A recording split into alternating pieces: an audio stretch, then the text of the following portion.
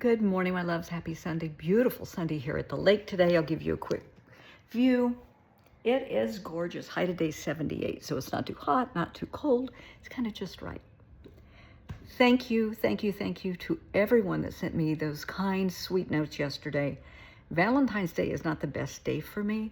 Valentine's Day is the anniversary of my daughter's passing, and she died, let me think now, 47 years ago. 46 years ago, due to domestic violence. I was pregnant. My then husband decided he did not want to be married anymore. He did not want a child anymore and beat the holy hell out of me, causing the placenta to separate, and I lost my daughter. She was about 5.5 months gestation. Yeah. And Valentine's Day, I tried to do something nice in honor of Claire. That's what I named her, was Claire. And I tried to do something nice for other people in her memory. So it's very low-key for me. Not a lot of roses and chocolates and stuff like that. Actually, Finn the cat and I had turkey sandwiches and watched old movies. It was fine. So thank you to everybody that sent me a kind note. I genuinely appreciate that. Thank you. So today, we are discussing expectations. And I work with people of all ages, kids, adults, you name it, I deal with it. And I think for most people, we have our own expectations of ourselves, what we expect from us. And sometimes we set that goal really high. We can be kind of ridiculous with that sometimes, actually. But I think for kids, for youth, from, I don't know, elementary school all the way through college, I think, the expectations of friends have a bigger influence on these kids than the expectations of parents. And the ironic thing about this, family will be in your life forever, right? Mom and dad are mom and dad forever. Your siblings are your siblings forever. Family is forever. These friends that are playing such a big influence in the lives of our kids, honey, they may not even know them in 6 months. The boyfriends, they may not even remember who they are in 6 months or next year. But yet they have this huge influence over their lives. And we need to teach these kids about self-esteem, self-worth. They are worthy. They have value. There's more to you than your looks. There's your brain. And honey, trust me, I'm 66 years old. Your body does go. It goes. Oh, Lordy, does it go. You know, back when I don't know, I was 20 and 30, I looked amazing. Please. I can honestly say that now that I'm 66. But you kind of take it all for granted. And you do listen to friends. You know, oh, are you getting a little chunky? Well, I was a size 2 and a size 4 back in those days, so that didn't apply to me. But people would say snarky things to hurt my feelings about wrinkles. I really didn't have wrinkles. I don't have a lot of wrinkles now. But people can be mean, hateful, hurtful, and spiteful. And with kids, they will go for the jugular. They will call them fat, ugly, stupid, whatever, to push their buttons, to manipulate them, to intentionally hurt their feelings. We know that. We've all lived it. But these kids put more stock in that. They take that so much more seriously than the parents and the family that truly love them and are trying to lift them up. It's like, what do you know? You know, I'm a teenager. I know everything. You guys are old. You don't know shit. Well, honey, we've all been there, done that. And trust me, you're a little bit wrong. Just a little bit. Just around the edges. You're just a little bit off. But they put so much stock in their peers. And these people will lead them down a very, very dangerous path. Sometimes it's unintentional. It's just group behavior. Everybody's doing this. Everybody thinks it's cool. Something I hate TikTok and Snapchat. I really and truly wish they were banned in the U.S. I know Europe is starting to ban, what was it, Snapchat and TikTok. And I'm glad. I wish they would ban it here. I really do. It's dangerous. But they will see something stupid, and then kids 12, 13, 14, 15 years old will think, oh, this is all the rage because kids, you know, people that are in their that are 19 and 20 are doing it, so we're going to do it too so that we look older and we're cool like they are. And they end up dead, They end up hurt. Yeah, some bad things are happening. But you can't get it through to the kids because of what they see on TikTok and Snapchat. The dares, the challenges. People don't realize the deaths behind that, the accidents, the hospitalizations. And kids will tell you, oh, that's their problem, not mine. Well, that's on them. Tough to be them. Sucks to be them. Yeah, until it's you. Until it's you. And when it happens, where are your friends? The people that talked you into this, where are they? Are they going to be standing behind you, supporting you? Are they just going to say, God, see how they are? They couldn't handle it. They couldn't do it.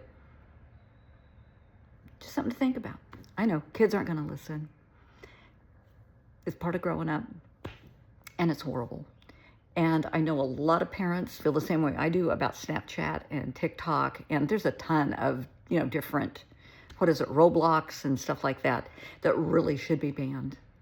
And one of the big reasons, and I know a lot of people don't care to hear this, so if you don't want to hear it, turn this off now. But a lot of grandmas, I'm a grandma, a lot of grandmas knit and cook and bake. Hey, I can cook and I can bake, trust me. But this grandma, my hobby is helping kids involved in sex trafficking, finding kids, getting them back home, getting them the counseling they need. Because you think it's bad when they're gone, honey. When they come back, it's twice as bad. Their bodies have been screwed up, their minds, who knows the drugs that their captors have had them on to control and manipulate them, the beatings, the rapes that they've sustained. It's a lot. And we have to make sure they get the help that they need. But there was a case recently, and I shared this with one of my cronies. I sent it to Mary Jo. She's somebody that does the same thing I do. And because she just had to see this. And it was a girl that was 13 years old. I have 13-year-old clients. A little girl, 13 years old, met somebody on Snapchat that said they were about her age. She thought they were 17. They were 32. Well, that's okay because she lied, told them she was 17. Next thing you know, he drives across the country and they hook up. Of course they do. And then they leave the state. He's thinking she's 17. She's thinking he is. They're both way wrong. And they get pulled over by the police out of state. She hides under a blanket. Oh yeah, these guys are rocket scientists. Long story short, they get him on kidnapping charges and child endangerment. She had no idea how old he was. No idea. He had no idea she was 13. I don't think he really cared. This wasn't the first for him because he's a pedophile. There are people on Snapchat and TikTok and Roblox and even Facebook, I'm sure, that say they are 17 years old. And the kids send photos back and forth. Honey, you could send a photo of Mickey Mouse. It doesn't matter. Whatever photo you send doesn't mean that's who they are. And I try to stress this to my teen clients and the parents. Some parents don't care that their kids are on social media. That's on them. Most parents do. And the kids are sneaky. They will have multiple accounts. They will, the parents will block it on the child's phone. Well, they'll use a friend's phone to access it. They're sneaky. But they're hooking up with people they shouldn't be hooking up with. They're meeting them at Starbucks. They're meeting them at the mall. And so this person will tell your child, yeah, we'll meet at Starbucks at a certain time. And they're there and they're waiting and this older person walks in. But they've gotten a text just a minute ago that said, I'm running late. My older brother, my dad, my cousin, they'll take you to where I am. And then they'll take you home afterwards. Okay, so they get in the car. They don't think. Bye. They're not coming back. They're gone. And usually they'll buy him a soda. Here, let me get you a new coffee. Let me get you a soda before we go. And they'll go up and do it, and they might slip a little something special in it. Might make you a little drowsy, a little drunk, a little confused. And they take the kid's phone and their purse, wallet, and they dump it. They throw it away. So then now you have a child out there with no identification who's drugged in a car with a stranger, and we've got a bad situation on our hands. And I see this every day. And there are kids, teenage kids, well, that won't happen to me. I'd fight. I'd do this. I'd do that. Well, honey, they can use anything from drugs to chloroform to shut you up, and they will. They will choke you out. They do this professionally. This is their living, where, I'm a therapist and I have my legal consulting business. That's what I do to earn a living. These people are groomers and traffickers. It's what they do for a living. They know every trick in the book. Kids think they are Teflon. Not going to happen to them until it does. It's not going to happen to my friends until it does. Until it does. Parents, come unglued. I never thought you should. Well, I know who they're talking to. Do you really? I was talking to a teen the other day, and I said, do you know everybody that you talk to on Snapchat? Oh, yeah. I said, do you know them through Snapchat, or do you know them in person? You go to school. Well, that answered my question. They're hooking up with total strangers. They're chatting with total strangers. They don't know if these people are their age, or 32 or 52. We need to build our kids' self-esteem so they don't need to seek outside validation from people like this, from their friends. And the teen years are very vulnerable. The tween years from, 12 to 14, those are hard years because you're not ready to be a teenager and you're not ready to give up being a child. You're just kind of stuck in between. That's the tween years. And it's tough. They take a lot of extra love, a lot of extra hugs. Those are tough times. And then, from 14 on, they know everything, of course. They're wanting to grow up so fast. 14-year-olds are trying to be 16, and 16 are trying to be 18 and 19. The goal is to go to frat parties and do cool things, sex, drugs, alcohol, things you can't always undo. Let's build the kids' self-esteem, make that connection with mom and dad and the family.